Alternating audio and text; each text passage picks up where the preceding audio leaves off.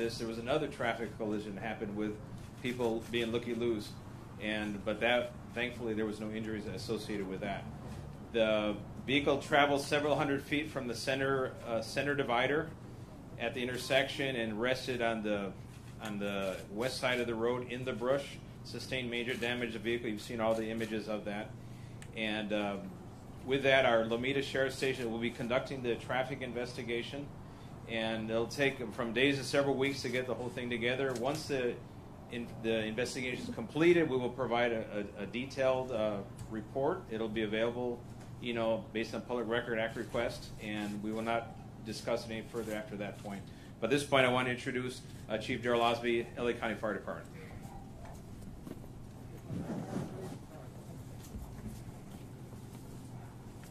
Good afternoon. I'm Fire Chief Darrell Osby of the Los Angeles County Fire Department. At approximately 7:22 this morning, resources from Los Angeles County Fire Station 106 received a report of a solo vehicle accident at the intersection of Hawthorne Boulevard and Palos Verdes Drive North in Rolling Hills Estates. Upon arrival at the scene of the incident, the sheriff's on scene, resources and personnel from the Los Angeles County Fire Department observed a single rollover vehicle incident with one person trapped. The person trapped was extricated by the Los Angeles County Fire Department personnel. Earlier, it was stated that the jaws of life was utilized to extricate the person trapped. It was later determined by our personnel that a Halligan tool, which is used for prying, and an axe was also used to pry the person free from the vehicle.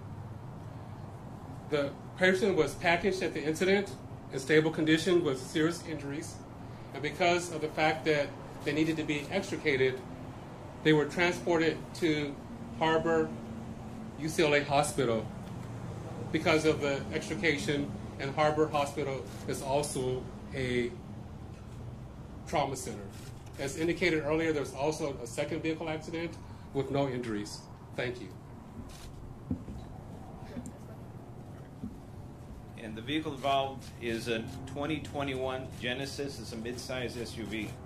Para español, a las 7:12 de la mañana en la calle Hawthorne, rumbo al norte, por la intersección de Palos Verdes Drive, hubo un accidente automovilístico de un solo vehículo donde el vehículo volcó varias veces y cayó a las orillas del lado oeste de esa intersección.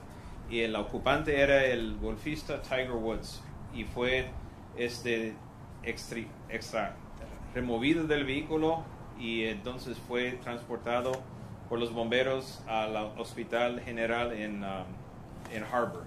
Y eso es lo que tenemos en español. No hay evidencia que hubo algún impedimento o embriaguez de alguna forma, y la investigación se va a ser hecho por aquí por los detectives que investigan los accidentes de tráfico, y ellos van a tener un reporte entre unos días a unas semanas, a hacer el reporte completo, y va a estar disponible después que eso se acabe. So let me switch now to Q&A, English or Spanish. Chief Osby, if we could start with good afternoon, rather, Sheriff. Sorry. Could you explain a little bit more? You were talking about the impairment. If there was no evidence of impairment, can you be more specific about that? And you also made mention that life-saving efforts were performed. Can you be more specific about that? Well, if the deputies arrive on scene, there's a vehicle that's rolled over. There's someone inside the vehicle. They can't remove him. Obviously, okay, so was he unconscious or conscious? We'll leave it at that. He was alive, and he was conscious, and that's the extent of that. What about the evidence of the impairment? You said there was no evidence. There was no evidence of impairment. So subsequent to that, we're not going to make any. There was no effort to draw blood, for example, at the hospital. Nothing was removed from the scene or found at the scene.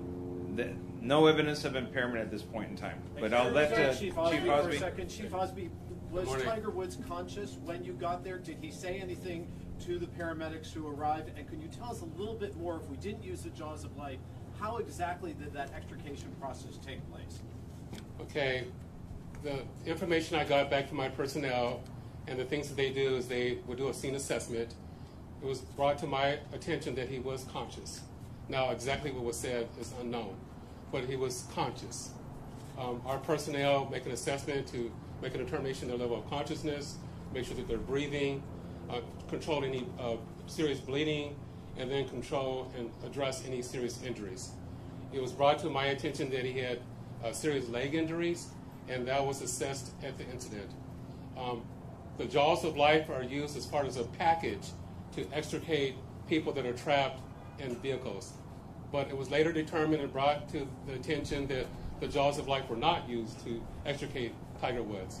We used a Halligan tool, which is a tool used for prying, and we also used an axe to pry him from the vehicle. He was taken from the vehicle with seat collar and backboard for spinal precautions.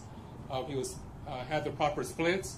Because of the nature of the incident being a solo vehicle rollover and the fact that it required an extrication that met trauma center criteria, the nearest trauma center to the area is Harbor UCLA Hospital, where he was transported in serious but stable condition. Which leg? That I do not know. It was my understanding that he had serious injuries to both legs. Both legs. Chief, this was his decision to go to Harbor UCLA, or you took him to the closest emergency room. Given his condition at the time, was it that severe? That's what you had to do? The determination of where to be transported was made by the paramedics and the captain unseen. The reason that Tiger Woods was transported to Harbor UCLA Hospital is because it's a trauma center criteria. Because of the nature of the incident, it was a solo roller vehicle and the damage to the vehicle, and then it also required him to be extricated. That's one of the criteria that meets trauma center criteria. Therefore, he was transported to the nearest trauma center, which is Harbor UCLA Hospital. Chief, was he airlifted, and can you tell us if he had injuries anywhere other than his legs, and were any of those injuries critical? It was he was not airlifted. There were no other life endangering injuries to my knowledge. Sheriff, in a way, I question if you would. I know it's a little early. The investigators haven't done all their stuff on that, but any indication of the speed at the time that the vehicle lost control over the center divider? Every little all the reporters here, I've talked to neighbors saying you're going down that hill, you take your foot off the brakes, you're at 50 plus before you know it. Any indication how fast that vehicle may have been going at the time it flipped?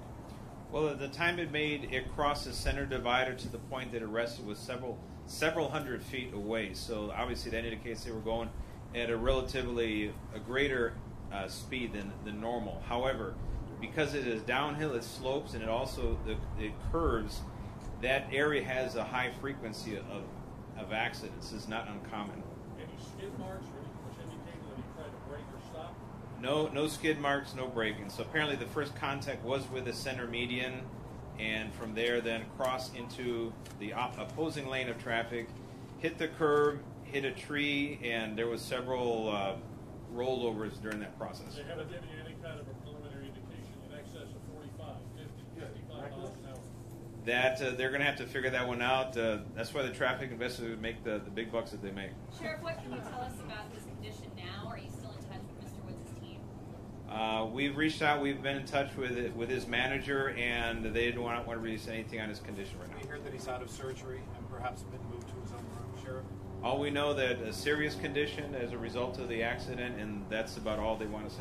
You know that weather is a factor in this accident, Sheriff Villanueva? Weather is not a factor. Sheriff. Get him out of the car. How long was that process? Well, we arrived on scene at 7:18. They were notified within 4 minutes, and We got the call from the Sheriff Department at approximately 7:22 this morning. Our resources arrived on scene at approximately 7:28. I don't have the information right now in relation to how long it took to extricate him from the vehicle. Do you have any indication if there were drugs or medications involved and why he was heading that way? No. Who called it in? Did someone call 911, a bystander? And is there any indication he fell asleep at the wheel? we had a neighbor called 911. That's how the call was received at the station. And you said no impairment. Did he fall? Is it possible he fell asleep at the wheel? No evidence of impairment this time. That'll be subject to the investigation. When you say no evidence of impairment, what impairments are you looking for? Well, we're looking at signs of under the influence of either narcotics, medication, alcohol, odor of alcohol, all these different things that would give you an an idea in their behavior, but there was none present. And in medical episodes appear he could have fallen asleep, had a heart attack, something like that? Now we're going beyond what we have at the time, so that'll take, the investigators will have to figure that one out. I understand some vehicles now have essentially a black box that reports certain information about how fast the car is going, did airbags deploy, telemetry, that sort of thing. Did this vehicle have that? Will you get information from that as the investigation? The investigators will be able to, if they have it, they'll be able to have that and download it, and that will give us a good idea. Was anyone on Tiger's team following the vehicle? Or was it just him solo? Not that we're aware of. Sheriff, you said that he was conscious, I believe. Was he able to communicate how much pain he was in, whether or not, was he able to communicate at all? He was able to communicate, and he was conscious. I'll leave it at that.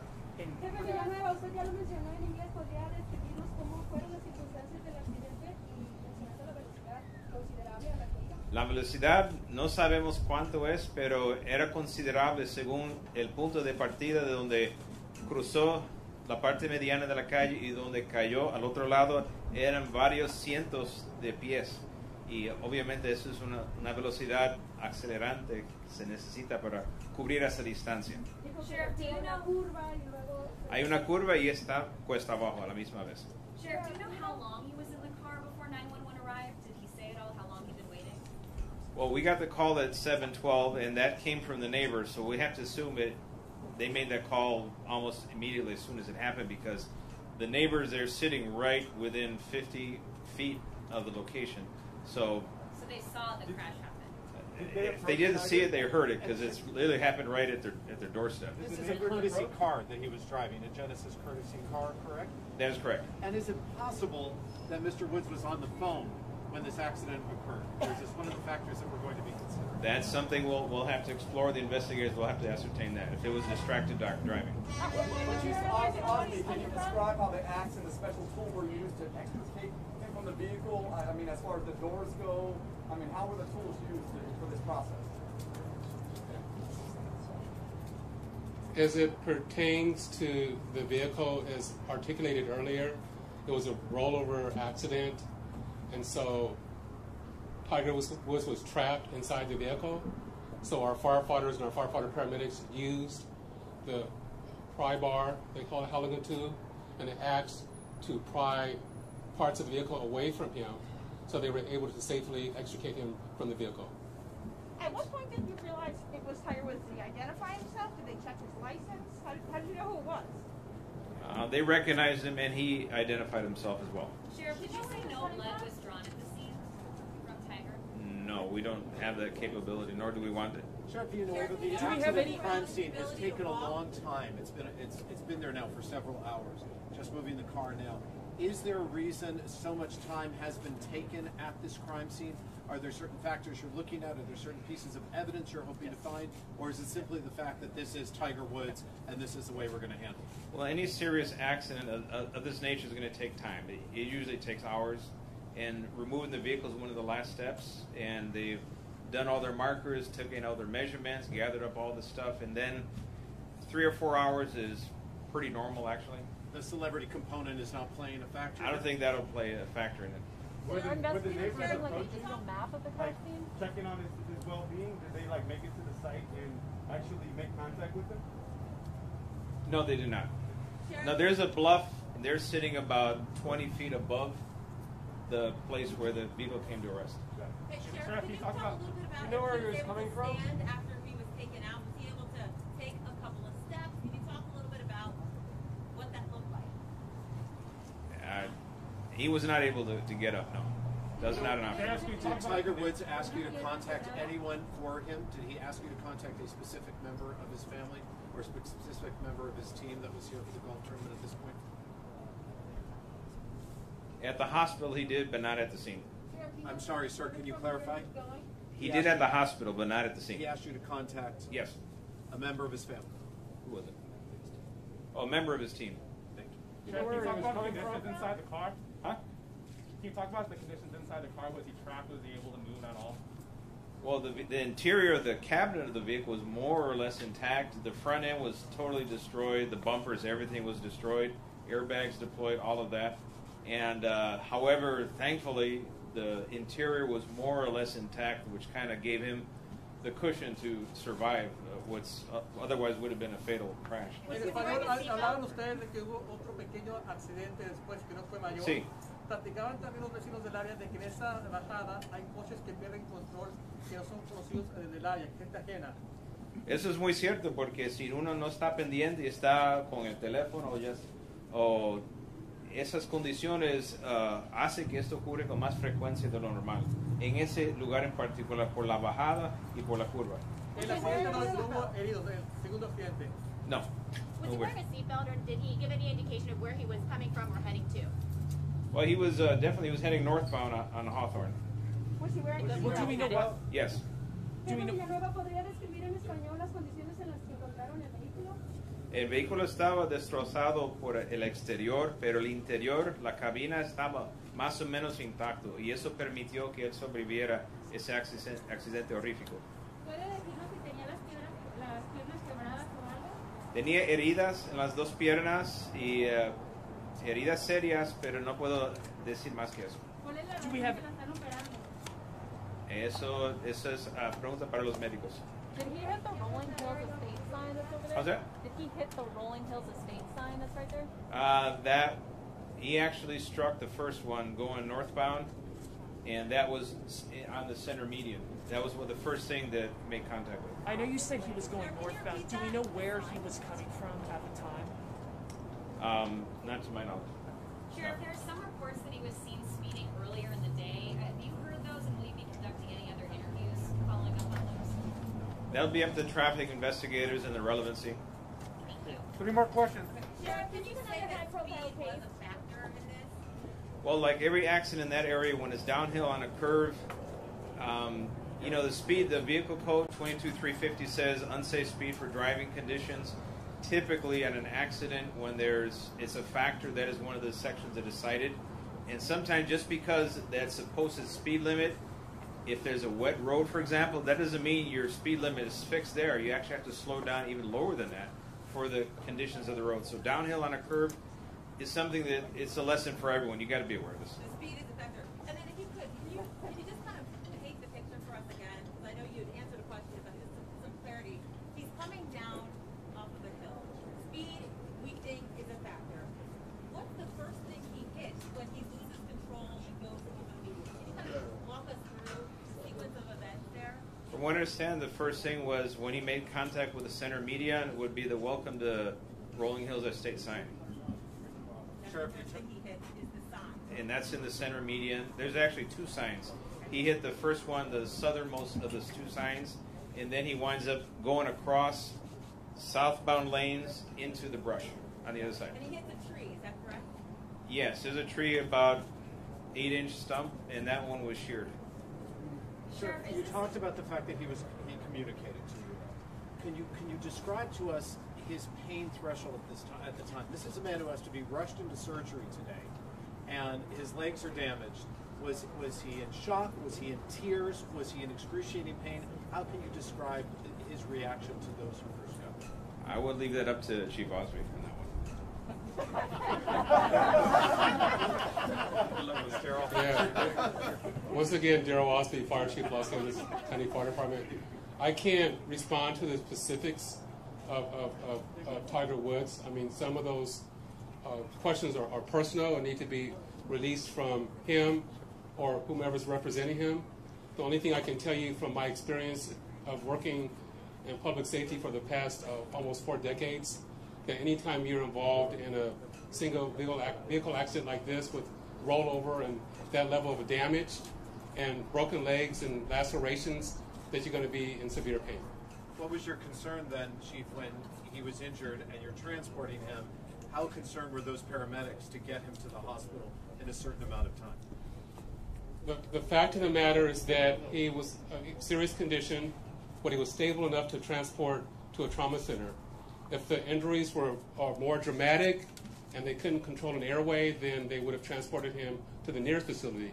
But the fact that he was stable enough to be transported to a hospital further away, which was the most appropriate hospital to be transported for because of the nature of the injuries, the nature of the incident says that it was a very serious injury. He met trauma center criteria, but he wasn't so serious that he needed to be transported to the nearest hospital for immediate life-saving procedures. Chief, there's an LA County fire captain who says that he's able to stand as they assisted him out of the vehicle. Is there any truth to this idea that he was able to stand? I cannot respond to that statement. I don't know. I will. Chief, just to clarify, is he still at that same trauma center now, or has he been transferred anywhere else? It's my understanding that he's still at the Harbor UCLA Hospital, and no statement's been allowed for release yet. Be released yet. Well, actually, before Deputy Gonzalez was actually the first deputy on scene, so he could perhaps clarify some of the questions that you may have. Good afternoon. I'm Deputy Gonzalez. I'm assigned to Lomita Sheriff Station. I'm handling Deputy Carlos Gonzalez. Thank you. I was the first unit on scene, and I'm the handling deputy for this current traffic collision. Deputy Gonzalez, could you speak to that question? There's an LA County fire captain who says that Tiger Woods was able to stand as they assisted him out of the vehicle. Is there any truth to the idea that he was able to stand? Unfortunately, Mr. Woods was not able to stand under his own power. Our partners at LA County Fire were able to extricate him from the vehicle, and they put him onto a backboard. When I arrived on the scene, Mr. Woods was seated in the driver's seat. I made contact with him, and I ensured that he was able to speak to me. At that time, he seemed that as though he was still calm and lucid. I made the determination that it would be safer to wait for LA County Fire to help remove him instead of trying to remove him myself. I kept Mr. Woods calm until LA County Fire arrived on scene. What did you do to keep him calm, Deputy? I spoke to him. What was the conversation? Can you share it with us, please? I asked him what his name was. He told me his name was Tiger, and at that moment I immediately recognized him. I asked him if he knew where he was, what time of day, just to make sure he was oriented. He seemed as though he was lucid and calm. Was he concerned about his injuries? He didn't seem concerned of his injuries at the time, which is not uncommon in traffic collisions. Many times people tend to be in shock. It's a traumatic experience. So it's not uncommon for people to be focused on unimportant things, or even if they are in pain, they may not feel it until much later. So was the incident caught on your body cam? Yes, my body camera was used per department policy. Deputy, in the photos of the airbags, there's blood. We're trying to figure out everything that we're seeing. Did you see any injuries on him anywhere other than the legs, as you were just assessing him on site? I did observe injuries. I can't speak as to the nature of the injuries. I'm not a trained medical professional, so I can't speak to that. What I can say is that he was injured, and he was successfully removed and taken to the hospital. And you saw that he had a seatbelt on? He was wearing a seatbelt. And did he have lacerations as well as the leg injury? If he did, I was not able to see them due to his clothing. You've seen a lot of car accidents. Do you think this type of car saved his life, or do you think like a cheaper car wouldn't have had a good effect? As mentioned by the sheriff, that specific stretch of roadway is one of our trouble spots. Our locals in Rancho Palos Verdes and Rolling Hills Estates know that it's a hot spot for traffic collisions as well as speed. In my experience as a deputy who is traffic trained and worked a traffic car, I have seen many collisions. The nature of his vehicle, the fact that he was wearing a seatbelt, I would say that it greatly increased the likelihood that it saved his life. Is this the worst accident you've seen on that stretch? I will say no, because I've been doing this for a while and I've seen fatal traffic collisions. So I will say that it's very fortunate that Mr. Woods was able to come out of this alive. Deputy Gonzalez, this is an accident-prone stretch, correct? We've seen a number of accidents on this specific stretch. Is that correct? This stretch of roadway is downhill. It's sweeping. Speeds there. The speed limit is 45 miles per hour. Myself, when I'm doing speed enforcement, I will sometimes catch people going 80 plus miles per hour. So it's more of a thing that this, people see a nice stretch of road and maybe they're not watching their speedometer, or maybe they're in a hurry. In your conversations with Tiger, were you ever concerned in the time that you spent with him of his pain threshold, or that he was going to lose consciousness at all? At the moment that I spoke to Mr. Woods, I was able to determine that it would have been safer for me to wait for LA County Fire because his condition seemed stable, and I did not want to risk further injuring him by trying to remove him myself. There was something floating around about like a bystander who went in and helped extricate him. Can you tell if there's any validity to that? So the neighbor that lives behind heard the collision and came down and was the one that directed me to the vehicle. As was indicated by the sheriff, there was another unrelated traffic collision that occurred several feet down the roadway, which I believe was due to people trying to look. And that also kind of distracted from what was occurring, because he was several feet off the roadway, so I think most of the attention that people were focused on was on the roadway. But there was no One more question. One more question. Deputy, can you describe what the scene looked like inside the car? Did he have enough space to move around, wiggle around, and how did the passenger side look, and how did the back of the car look? As indicated by the sheriff, the interior passenger compartment of the vehicle was intact. The airbags did deploy successfully. Again, he was wearing his seatbelt. I think this also kind of speaks to the marvel of modern automobiles, and that they're much safer than they've ever been previously. Deputy, any idea how many times the vehicle flipped? We don't know that at this time. Sí. ¿Tiene preguntas en español? Sí, ¿cuál es la pregunta? Sí, cuando llegué, me fijé dentro del vehículo y le pregunté al señor cuál era su nombre para ver si podía platicar conmigo. Me dijo su nombre, es cuando lo reconocí. En ese tiempo hice la decisión que sería la mejor decisión de esperar a los bomberos llegar para poder sacarlo del vehículo, porque en ese tiempo sus heridas no se veían tan serios que se me hizo tan importante para sacarlo en ese momento y arriesgar posiblemente dañarlo más.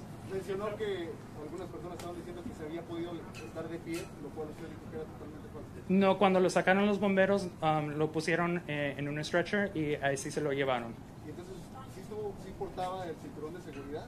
Sí tuvo puesto el cinturón de seguridad.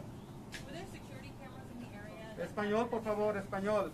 ¿Alguna herida en la cabeza? Eso no sé, no soy doctor ni soy profesional médico, entonces no puedo hablar sobre sus heridas. ¿Pero tú que lo viste, tenía sangre en la cara, tal vez? De eso no puedo hablar. Lo que sí mencionabas es que era común en esa área que la velocidad, muchas veces las personas no se dieran cuenta qué tan rápido iban. Es una zona que es muy común ver carros que van en exceso de velocidad.